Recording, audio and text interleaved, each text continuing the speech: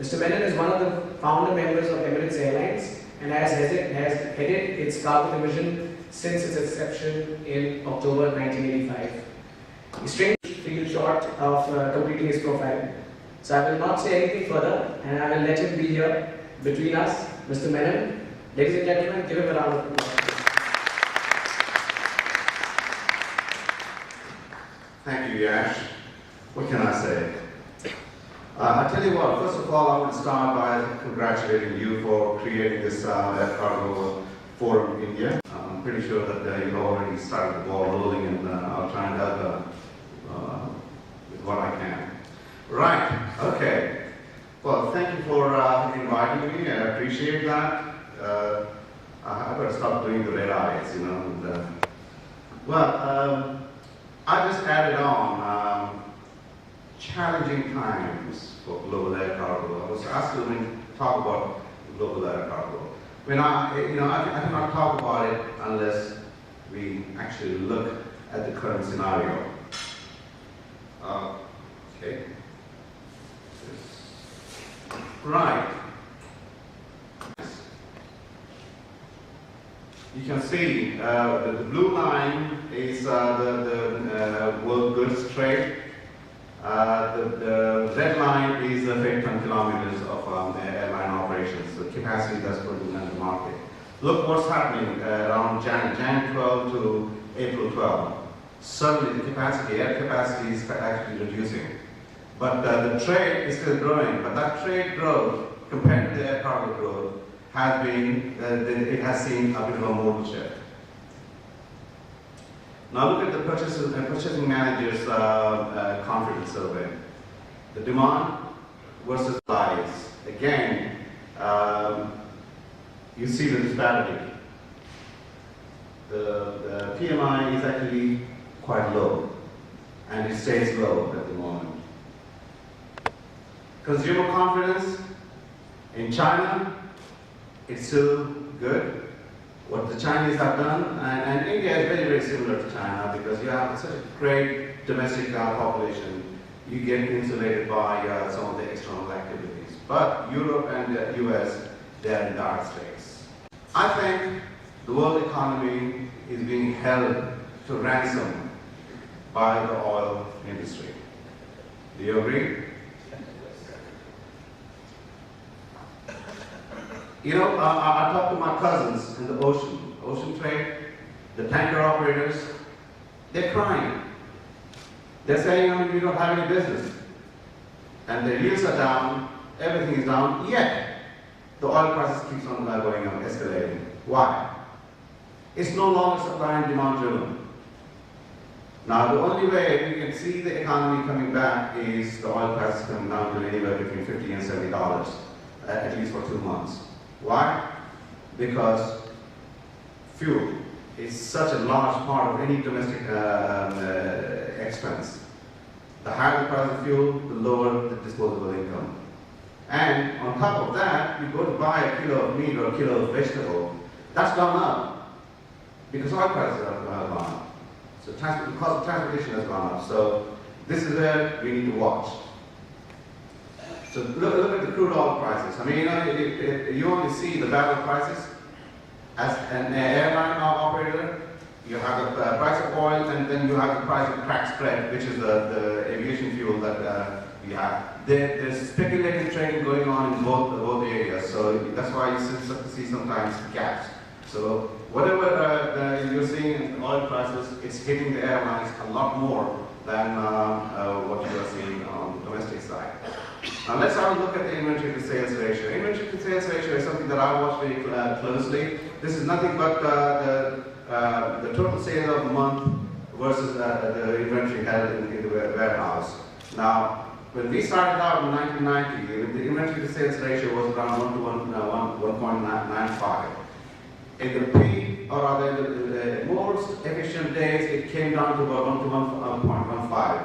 1-to-1 is the most efficient. That 1.15 becomes a just in case, because if you have a very efficient supply chain in itself, inventory management in itself, but any disruption to the supply could cause a complete what should come to a grinding halt. Look, that the bulge, when the inventory is high, the air cargo is down. Then when the air cargo is up, the inventory is down. So that's the kind of relationship. That's why if you inverse the curve, they both track very closely. But look what happened in April 10. For the first time in the history of air cargo, there was a crossover. And even now, the inventory to sales ratio is still on the high side. So that's why we're seeing such a slackness. Now, look at this chart. The gray period. This is going back to 1970. This is the Boeing chart. Every grayed out area is the recessionary period that we have gone through. Can you see? 75 to 1980, we had about 6 years of a cycle. It was continuing till we start hitting the year 2000. From then on, we are seeing the recessionary rather slow down more often. And this is likely to be the case because we are going through a completely readjustment period. But this adjustment is more related to the communications and communications. Everything is getting real time. So right now the old rules don't apply and the new rules are not written. Now we are trying to understand what's going on. We could predict in the past with great confidence what's going to happen. Right now we cannot predict anything. That's the best I can do. You know, see that moving chart down? That's the prediction for the future. That's all we can do at the moment because it's living the moment at the moment. The model huge debate going on between globalization and regionalization.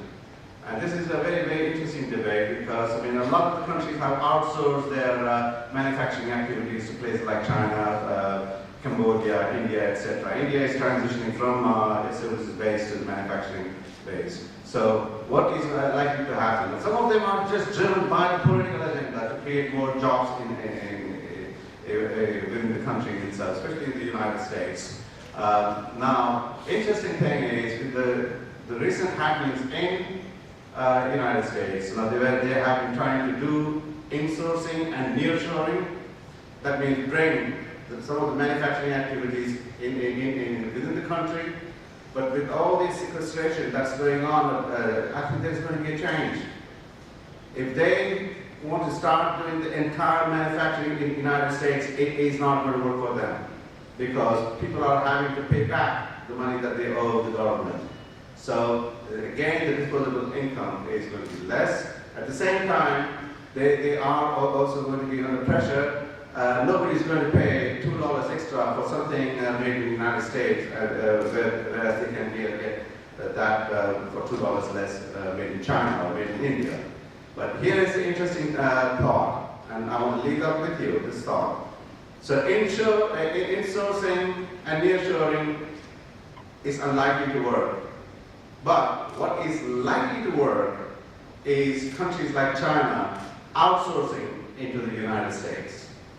Because at that stage, what is likely to happen is they're going to have this, the goods are going to be final assembly in the United States, creating jobs up there. At the same time, take some of the pressures of the trade deficit that they have. And also, the best part of it will be the components will be made in lower cost areas and then transported to places like the United States and final assembly happens there. So that is actually good news for air cargo because we will probably see a lot more.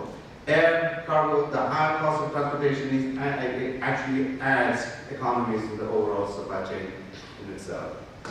This is very important. The chart that you see on the left, the column that you see on the left, that's how we are aligned right now. That's got to change. It's got to be working together. And this is where TIACA now has embraced GACAG, which is the Global Air Cargo Advisory Group, where all elements of the industry in itself, the shipper, the forwarder, the airline, and the industry association, they come together to have a better dialogue, better understanding, and don't forget, it's not individual efficiency that we're looking at. We need to have a collective efficiency. If you try to create individual efficiency, any inefficiency that you create, that gets amplified by the end of the day throughout the chain. So collective efficiency, and the only way you can create that is having a that kind of arrangement, which is on the right side of the chart. Cost out of the supply chain. How do we take the cost? Cost of paper, I mean, you don't realize, I mean, it's not just the cost of paper. The movement of the paper in itself is it is expensive. So with the time, again, time becomes very critical. We think we can gain about 24 to 36 hours by completely going AD freight. And plus, on top of that, where we see a real benefit is quicker clearance. What is the advantage for the freight forwarders to be able to get the delivery order at their offices? Do the complete customs clearance for sitting in the office, and you tell the handling agent or the airline, this is time around to come and pick up the cargo, and you just send the truck there, and the truck is out within half an hour. So you have saved on human resources, chasing around with papers, trying to get stamps. And my own view is, I mean, you know, the only way we can go 100% AE freight is take the stamps off everybody's offices. Ban the stamps. And I'll tell you what, everything will speed up. So this is very, very key to us going forward. We have had quite a bit of success. By 2014, end of 2015, physical air bills will disappear. So the best is to get into it right away. It adds efficiency at every level, from the shippers onwards, and this will also be forced on us because the security situation, the security agencies want information way ahead of time. So this way we are actually able to create more transparency. Within the supply chain itself, intelligence agencies are able to profile the cargo well ahead of this thing, and so we can really get a secure supply chain itself. Technology is something that we all got to be very, very comfortable with, because technology will drive the future. We, the senior citizens, still struggle with the technology, but that's what is happening out there. It's all getting wireless.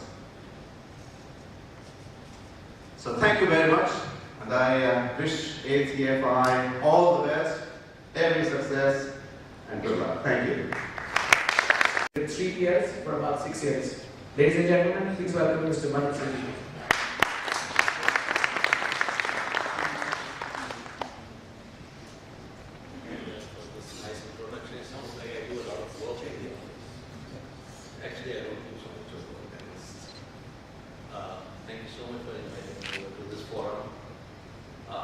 Hesitant to come over to this forum because of two main reasons. He said, talk about the customer perspective.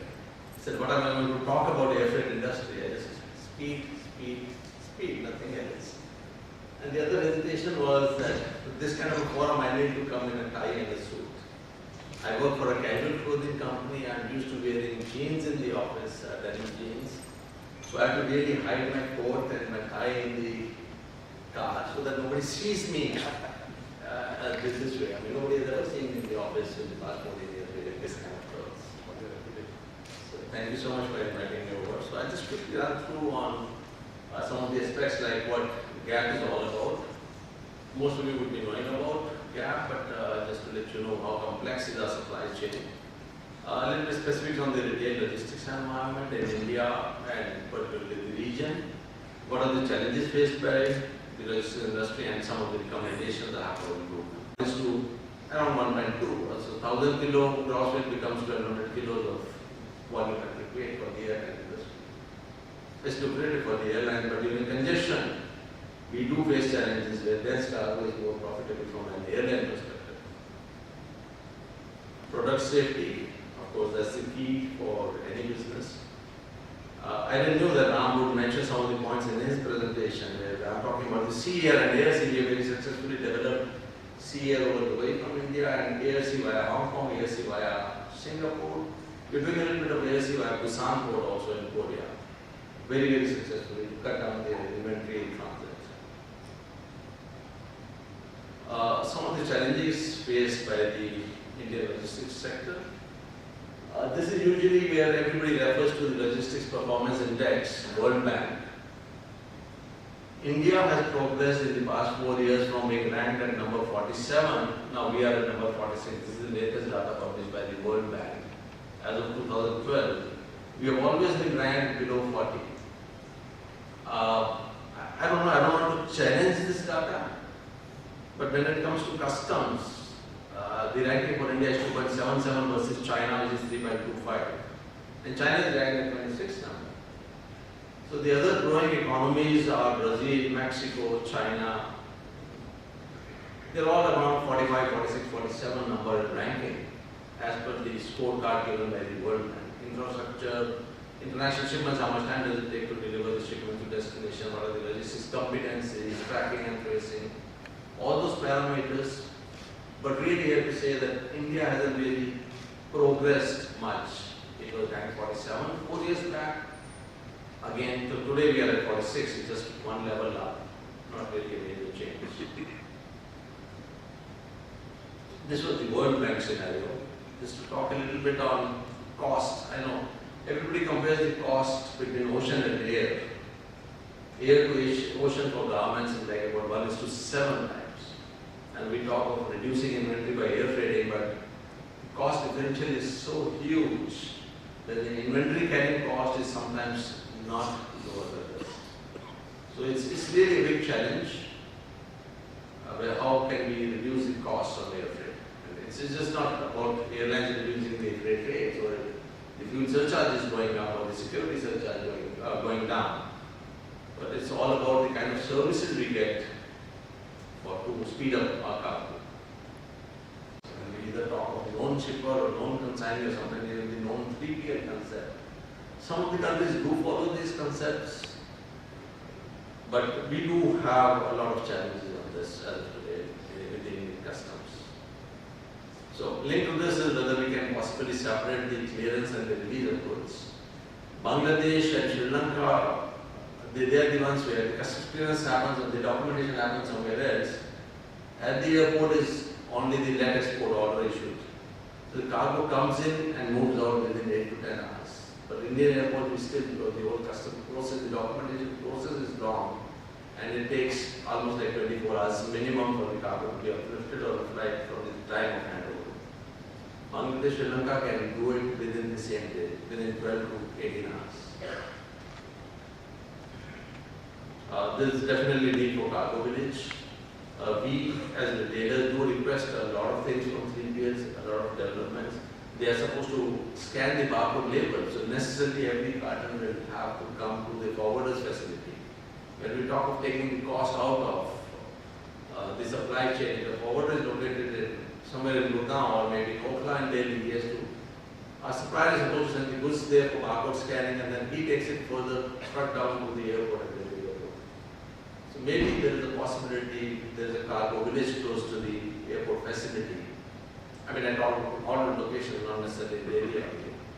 That would be something great we will look forward to. And 24/7 operation.